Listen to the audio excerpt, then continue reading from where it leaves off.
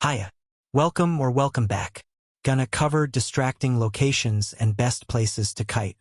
Unless it's one of the maps that doesn't have as much room in front of Broken Elevator, then I'm always gonna say Broken Elevator is the place to go when kiting twisteds.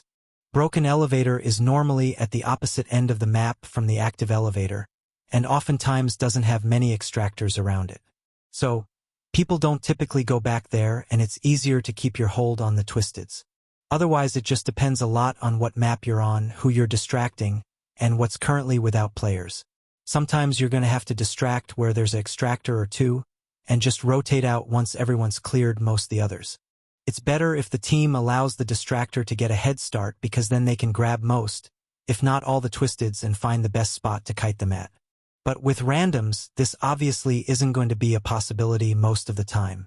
When I say rotate near the broken elevator, I don't always mean exactly in front of it. Sometimes there isn't enough space to do that. When I say that, I mean in front or somewhere near it. Another thing that may influence where you kite is the speed and size of the twisteds. You're going to need to kite in a bigger area if you're leading someone like Dandy, but with someone like Toodles or Yatta, you're going to want to try kiting in more of a straight line than in a circle. I plan to cover this more when I go over the specific twisteds.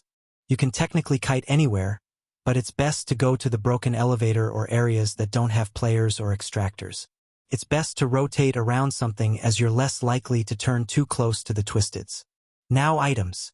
The best items for a distractor is stamina and speed items. Having one slot for a heal and the other two for stamina or speed items depending on who you're playing is always a good way to go. You can also save one of those slots for items like air horns if you're not playing Pebble, or just want an easier way to pull twisteds. The last thing I'd like to add is if you can avoid distracting next to a doorway/pathway, it'd be best. Then you don't have to worry about someone ripping aggro through the doorway. That's all for this video. See you in the next one.